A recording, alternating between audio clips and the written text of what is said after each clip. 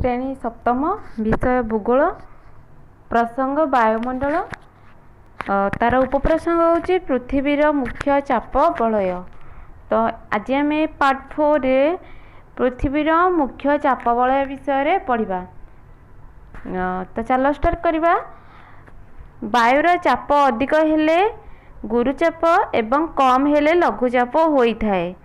पृथ्वी पृष्ठ रे तापमात्रा रे भिन्नता जोगु वायुचाप रे पार्थक्य रही थाए।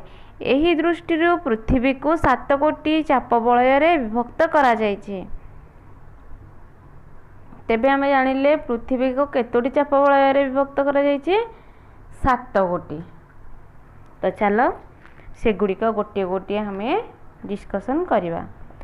करेला निरक्षीय लघुचाप बलय। निरक्षीय वृत्तर उभय पार्श्व 5 डिग्री समक्ष रेखा मध्य वर्ष सारा सूर्य किरण लंब भाव पड़े। फल एठारे तापमात्रा अधिक रहे और वायुचाप ह्रास पाए। यह को निरक्षीय लघुचाप बलय कहुए। एठारे वायुमंडल शांत और चलशून्य, एणु यह को निरक्षीय शांत बलय मध्य कहुए। ए अंचल प्राय प्रतिदिन वृष्टिपात होता है।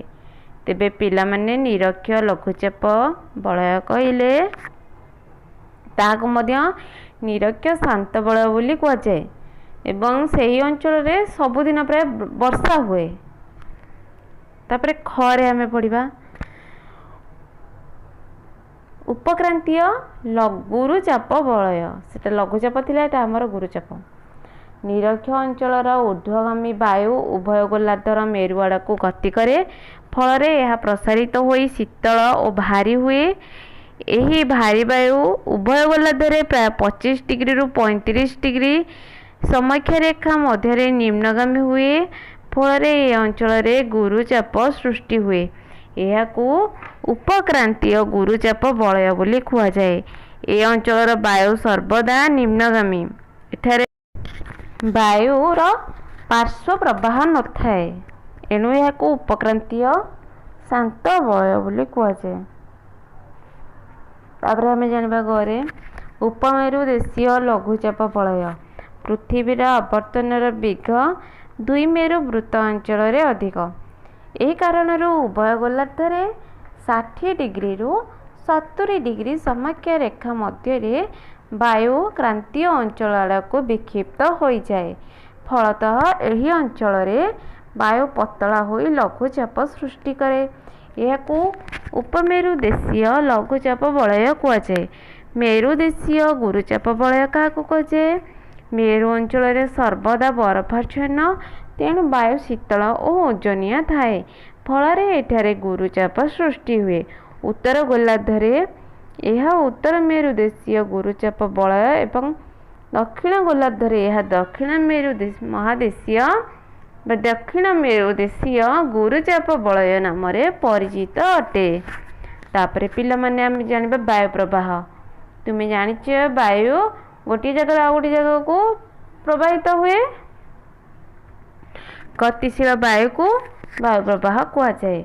समता रक्षा करने वायुर धर्म, अर्थात वायु सर्वदा गुरुचाप अंचल लघुचाप अंचल को प्रवाहित होता है।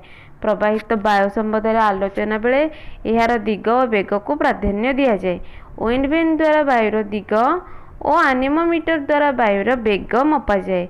भूपृष्ठ सह समांतर भाव बहुथिबा वायु को पवन बोली कहुए।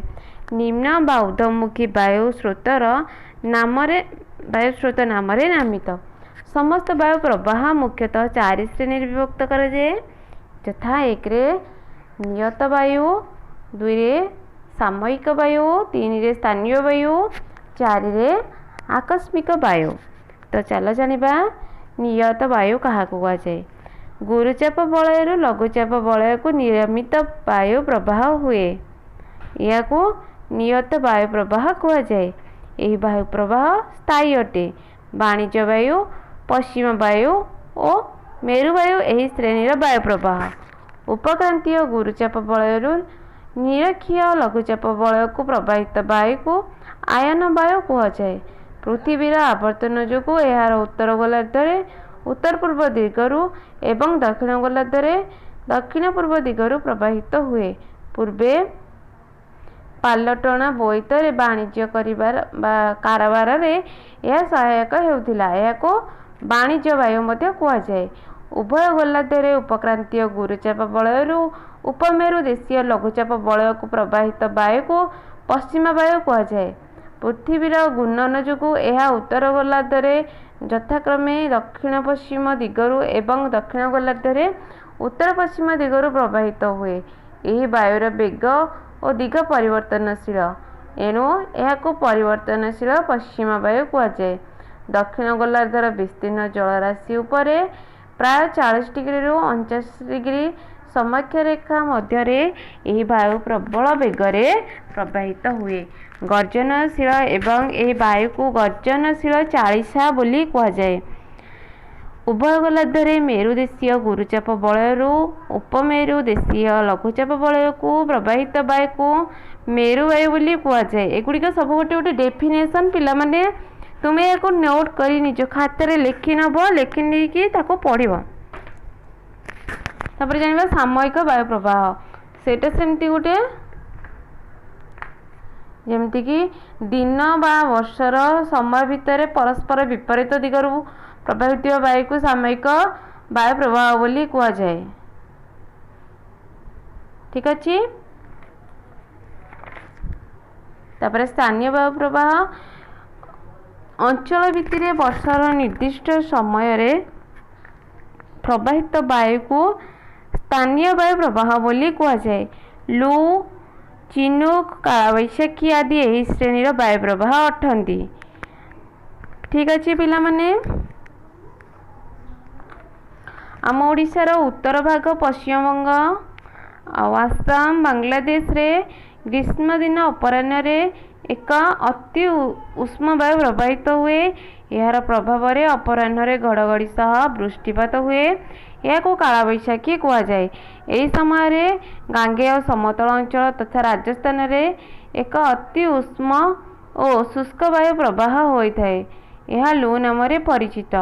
ରକି ପର୍ବତମାଳାର ପୂର୍ବ ଢାଲୁ ଅଞ୍ଚଳରେ ଶୀତକାଳରେ ଏକ ଉଷ୍ମ ଓ ଶୁଷ୍କ ବାୟୁ ପ୍ରବାହିତ ହୁଏ। ଏହାକୁ ଚିନୁକ୍ କୁହାଯାଏ। ଆକସ୍ମିକ ବାୟୁ ପ୍ରବାହ କ'ଣ ଏବେ ଆମେ ଜାଣିବା। ବେଳେବେଳେ ବାୟୁଚାପରେ ଆକସ୍ମିକ ପରିବର୍ତ୍ତନ ଯୋଗୁଁ ବାୟୁ ପ୍ରବାହ ହୋଇଥାଏ। ଏହା ଆକସ୍ମିକ ବାୟୁ ପ୍ରବାହ କୁହାଯାଏ। ବାତାବର୍ତ୍ତ ଓ ପ୍ରତୀପ ବାତାବର୍ତ୍ତ ଏହାର ଏକ ଉଦାହରଣ ଅଟେ। କୌଣସି ସ୍ଥାନର ବାୟୁଚାପ ହଠାତ୍ ହ୍ରାସ ପାଇ କେନ୍ଦ୍ରୀଭୂତ ହେଲେ ସେହି ସ୍ଥାନକୁ ଚତୁଃପାର୍ଶ୍ୱସ୍ଥ ଗୁରୁଚାପ ଅଞ୍ଚଳରୁ ବାୟୁ ତୀବ୍ର ବେଗରେ ପ୍ରବାହିତ ହୁଏ। କେନ୍ଦ୍ରସ୍ଥ ଲଘୁଚାପ ଅଞ୍ଚଳକୁ ପ୍ରବେଶ କରିନପାରି ଏହା ଘୂରି ଘୂରି ଉପରକୁ ଉଠିଯାଏ। ଏହାକୁ ବାତାବର୍ତ୍ତ କୁହାଯାଏ। ଉତ୍ତର ଗୋଲାର୍ଦ୍ଧରେ ବାତାବର୍ତ୍ତର କେନ୍ଦ୍ର ଆଡ଼କୁ ବାୟୁ ପ୍ରବାହିତ ହେଲା ବେଳେ ଡାହାଣକୁ ଏବଂ ଦକ୍ଷିଣ ଗୋଲାର୍ଦ୍ଧରେ ବାମ ଆଡ଼କୁ ବଙ୍କି ଯାଇଥାଏ। ଅର୍ଥାତ୍ ଉତ୍ତର ଗୋଲାର୍ଦ୍ଧରେ ଘଣ୍ଟା ଘଣ୍ଟାର ବିପରୀତ ଦିଗରେ ଏବଂ ଦକ୍ଷିଣ ଗୋଲାର୍ଦ୍ଧରେ ଘଣ୍ଟାର ଘୂର୍ଣ୍ଣନ ଦିଗରେ ବାୟୁ ପ୍ରବାହିତ ହୋଇଥାଏ। ଯଥା କ୍ରାନ୍ତିମଣ୍ଡଳୀୟ ବାତାବର୍ତ୍ତ ଓ ନାତିଶୀତୋଷ୍ଣ ମଣ୍ଡଳୀୟ ବାତାବର୍ତ୍ତ। ପ୍ରତୀପ ବାତାବର୍ତ୍ତର ଠିକ୍ ବିପରୀତ ଅବସ୍ଥା। କୌଣସି ସ୍ଥାନରେ ବାୟୁଚାପ ହଠାତ୍ ବୃଦ୍ଧି ପାଇ ଗୁରୁଚାପ କେନ୍ଦ୍ର ସୃଷ୍ଟି ହୁଏ। ଏହି ଗୁରୁଚାପ କେନ୍ଦ୍ରରୁ ବାୟୁ ଧୀରେ ଧୀରେ ଚାରିପାଖରେ ଥିବା ଅଳ୍ପ ଚାପ ଅଞ୍ଚଳ ଆଡ଼କୁ ପ୍ରବାହିତ ହୁଏ। ଉତ୍ତର ଗୋଲାର୍ଦ୍ଧରେ ଏହି ବାୟୁ ଡାହାଣକୁ ବଙ୍କି ଯାଇ ଘଣ୍ଟାର ଘୂର୍ଣ୍ଣନ ଦିଗରେ ଏବଂ ଦକ୍ଷିଣ ଗୋଲାର୍ଦ୍ଧରେ ବାମକୁ ବଙ୍କି ଯାଇ ଘଣ୍ଟାର ବିପରୀତ ଦିଗରେ ପ୍ରବାହିତ ହୁଏ। ପ୍ରତୀପ ବାତାବର୍ତ୍ତ ଯୋଗୁଁ ପାଗ ଶୁଖିଲା ରହେ ଓ ଆକାଶ ମେଘମୁକ୍ତ ଥାଏ। ତ ପିଲାମାନେ ଆଜି ଆମେ ଏଇ କ୍ଲାସ୍ରେ ଯେତିକି ପଢ଼ିଲେ ତାର ୱାର୍କସିଟ୍ ମୁଁ ଦେଉଛି, ତାକୁ ସମସ୍ତେ ଲେଖିବେ। ଲେଖି ସାରି ଗ୍ରୁପ୍ରେ ଫଟୋ ଦେବେ।